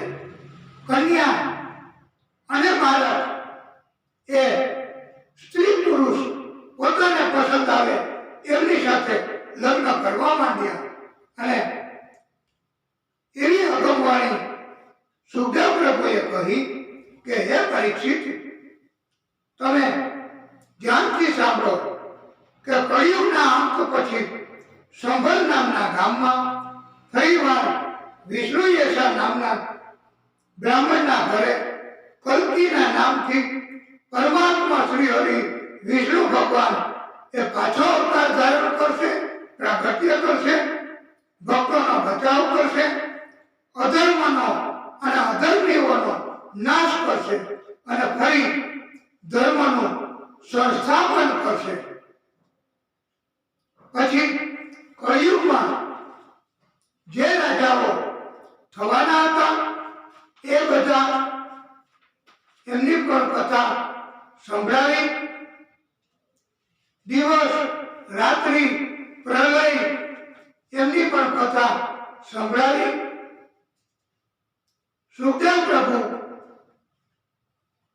પરીક્ષિતજીને ઉપદેશ આપતા કહે છે, બધા જ મનુષ્યએ વિષ્ણુ પરમાત્મા શ્રી હરિની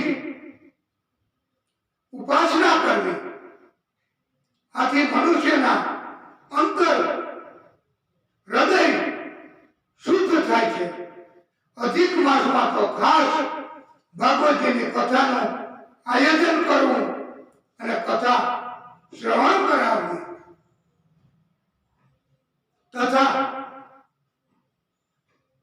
કાર્તક મહિનો એમાં પણ અને માગસર મહિનો એ મહિનામાં પણ ભાગવતજીની કથાઓનું આયોજન કરાવવું અને કથા કરવી, સાંભળવી, ચિંતન કરવું, મંથન કરવું એ ઉત્તમમાં ઉત્તમ સત્સંગ છે. હે પરીક્ષિત, જીવનમાં દુઃખ, ત્રાસ, તકલીફનો સમય હોય એમાંથી ભક્તિ વધારવી અને એમાંથી ભાગી જવાનું કરવું નહીં.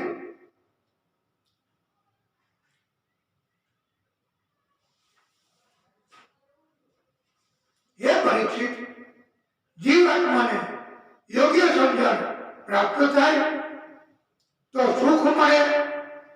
ઈશ્વર ભગવાન પરમાત્મા એની ભક્તિ ભજન કીર્તન જો કરે તો યોગ્ય સમજણ જીવને પ્રાપ્ત થાય છે. તક્ષકના પરીક્ષિતજીને દંશ આપવા આવતા હતા ત્યારે રસ્તામાં એક કશ્યપ નામના બ્રાહ્મણ મળ્યા. એ કશ્યપ નામના બ્રાહ્મણે પૂછ્યું, આ તક્ષકના એટલે એમણે કહ્યું કે હું તક્ષકના. ત્યારે કશ્યપ નામના બ્રાહ્મણે કહ્યું કે હું ભૂદેવ, જે નાશ કરનાર વિદ્યા જાણું છું અને મંત્ર શક્તિ મને પ્રાપ્ય છે. ગમે તેવું ઝેર હોય તો પણ હું એનો નાશ કરી શકું છું અને ખરી એ જીવિત અવસ્થામાં થઈ જાય છે. આથી તક્ષક નાગે એમની પરીક્ષા કરવા કહ્યું કે હું આ વ્રજનું વૃક્ષ એવું ઘટાદાર, એવું વિરાટ, લીલું છમ, એમાં મારું ઝેર પધરાવું છું મૂળમાં. પછી આપની શક્તિના દર્શન કરાવજો. તક્ષક નાગે એમાં ઝેર પધરાવ્યું.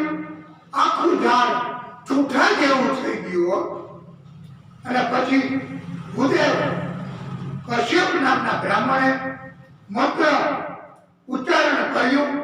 જલ હાથમાં લઈ અંજલિ થાકી. એમ કહેવાય છે કે ભાગવતજીનો ઉત્તમ શ્લોક એમણે બોલી અને એ ઝાડ પેલા કરતા વધારે લીલું છમ જીવિત અવસ્થામાં થઈ ગયું અને તક્ષક નામનું અભિમાન એ ઉતરી ગયું. અને એમણે કહ્યું, ભૂદેવ, આપ શા માટે ત્યાં જાઓ છો? પરીક્ષિતજીના પુત્ર જન્મેજય પાસે. ત્યારે એમણે કહ્યું કે મારે તો ધન કમાવાની વાત છે.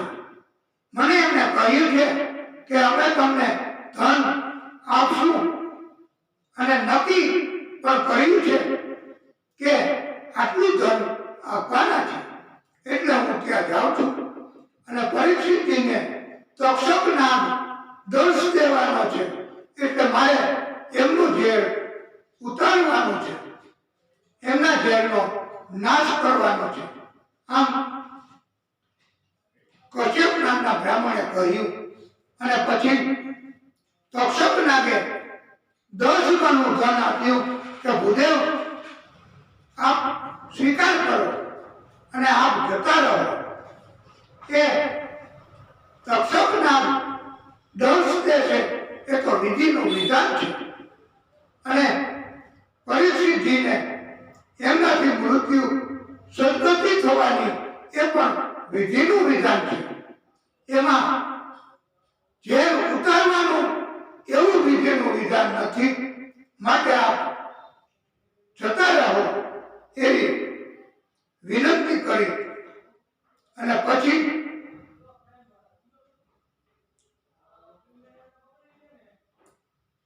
સુખદેવ પ્રભુએ પરીક્ષિતજીને કહ્યું કે હવે આ 7મો દિવસ અંતિમ ચરણ માટે તમારે કઈ સંશય છે, તમારે કઈ પૂછવું છે? ત્યારે એમણે પરીક્ષિતજીએ કહ્યું કે હવે મારે કઈ પૂછવું નથી. મને ઉત્તમ ધ્યાન અને આપણે મોક્ષ ગતિ કરાવી છે પરીક્ષિતજીનો એ પછી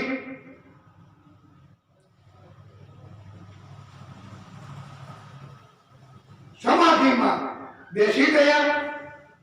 ઉત્તરા મુખે ગંગા તટે સમાધિ લાગી ગઈ. એનો આત્મા પરમાત્મામાં લીન થઈ ગયો. હવે તો તારવામાં જીવ બચ્યો હતો.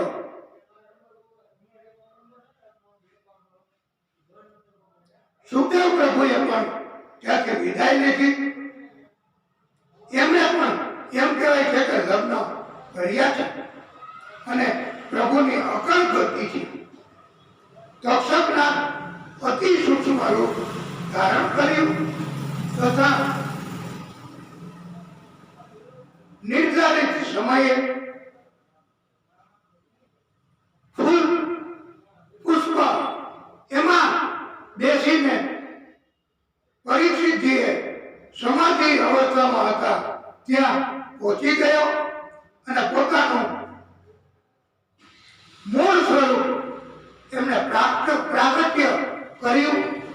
કર્યું અને પરીક્ષિતજીને દંશ દીધો. વિધિનું વિધાન પૂર્ણ થયું.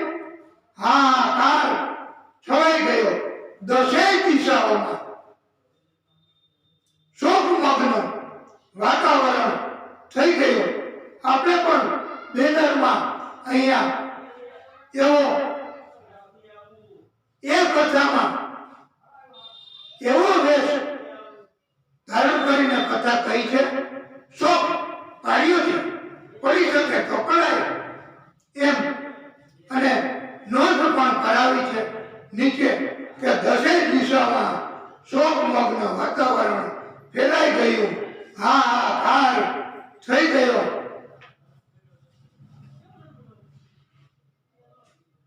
હવે જન્મેજય રાજા એમણે આ બદલો લેવા સર્પયજ્ઞો શરૂ કરાવ્યા. સર્પ બધા એમાં યજ્ઞમાં આપોઆપ આવવા માંડ્યા, બળવા લાગ્યા. તક્ષકના ઇન્દ્રના શરણે ગયા અને ઇન્દ્ર તક્ષકના જન્મેજય રાજા પાસે આવ્યા અને કહ્યું કે તક્ષકના નાશ કરવા પાત્ર નથી. એમણે પણ અમૃત પાન કર્યું છે અને તમે આ સર્પોની હત્યા કરો છો. તમારા પિતાને તો સદગતિ થઈ છે પણ તમે આ દુષ્ટ કર્મો શા માટે કરો છો? ઇન્દ્ર એમણે તક્ષકનાગને બચાવ્યો અને સર્પયજ્ઞ જન્મેજય રાજાનો બંધ કરાવ્યો.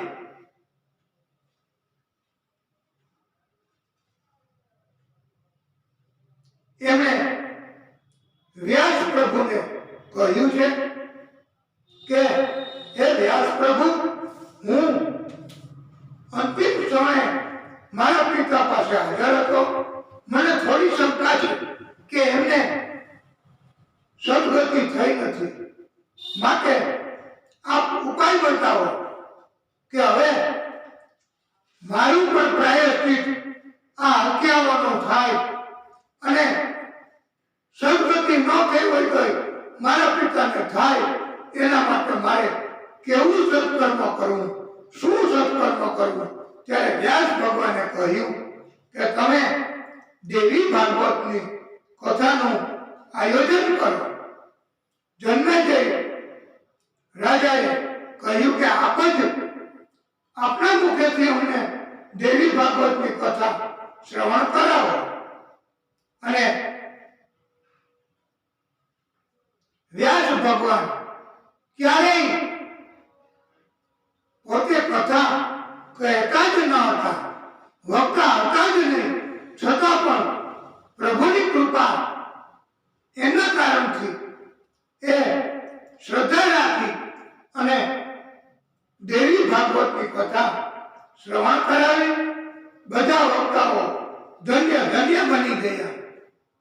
ભગવતજીનો અહીંયા આવી રીતે કથાનો વિરામ થયો અને દેવી ભાગવતની કથા એનો પ્રારંભ થયો. વ્યાસ એ મહાન વિદ્વાન અને એમણે વેદોનો વિસ્તાર કર્યો છે. પોતાના શિષ્યોને બધાને વેદ એમનું જ્ઞાન આપ્યું છે અને પ્રસારણ કર્યું છે. વિરાટ ભગવાનની કથા એ આપણે શરૂઆતમાં કહી છે, એ ફરી વખત પણ કહેવામાં આવી છે.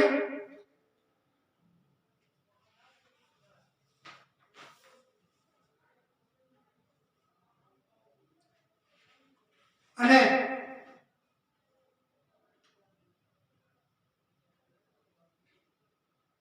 પુરાણો એમની કથાઓ પણ કહેવામાં આવી છે. ઉપપુરાણો એમની કથાઓ પણ કહેવામાં આવી છે. કુલ 15 પુરાણો અને 12,000 શ્લોકો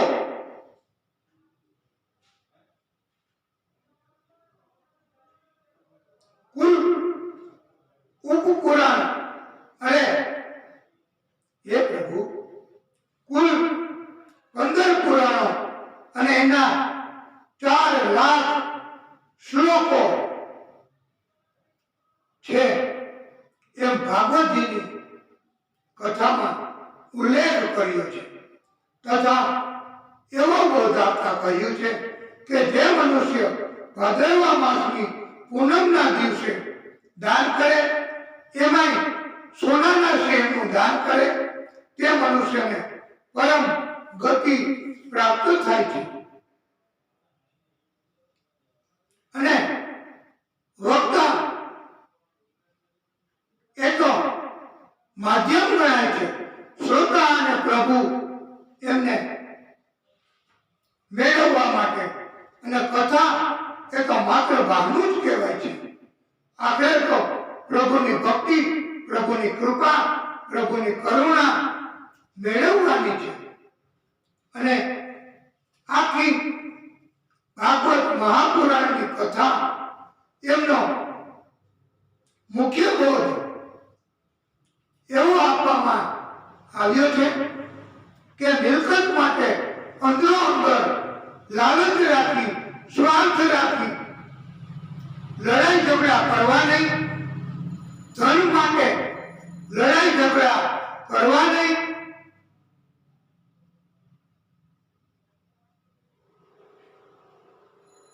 બધા ભક્તિભાવ અને ભક્તિ કરવા વાળા એ ઉત્તમ ગતિ પામ્યા છે. અને ક્યારેય સ્વાર્થથી લડાઈ ઝઘડા કરવા વાળાને પ્રભુ પસંદ કરતા નથી.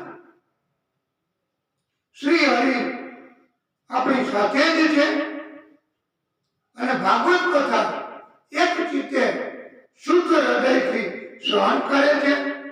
એને બધા જ ભયમાંથી મુક્તિ મળે છે.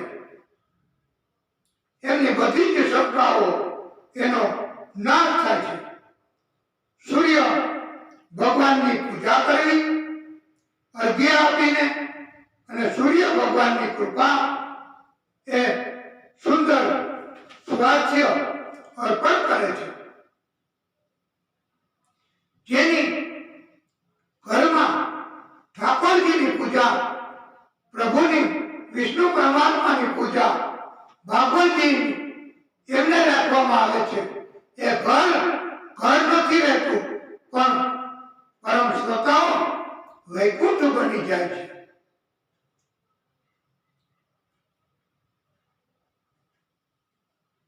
ભાગવતજીમાં હંમેશા પ્રીતિ રાખવી.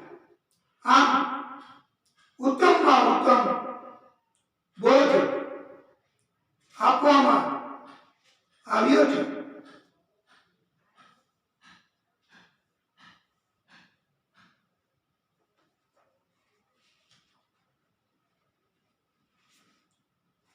ભાગવતકારો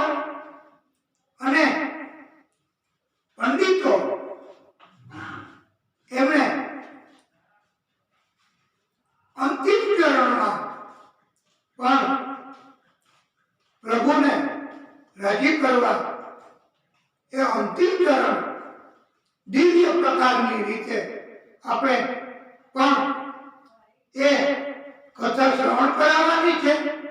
હવે આપણે આ કથાને અહીંયા ટૂંકો વિરામ આપીશું અને યજમાન પરિવારની પણ હવે ઈચ્છા છે, માટે આપણે રિફ્રેશ અને પ્રભુને પણ પ્રાર્થના કે અમને શક્તિ આપો એ સાથે આપણી કથાને ટૂંકો વિરામ આપીશું. બોલીએ ભાગવત સ્વરૂપ ભગવાન કી જય. વિષ્ણુ પરમાત્મા શ્રી હરિ કી જય. હે પ્રભુ, હે દાદા,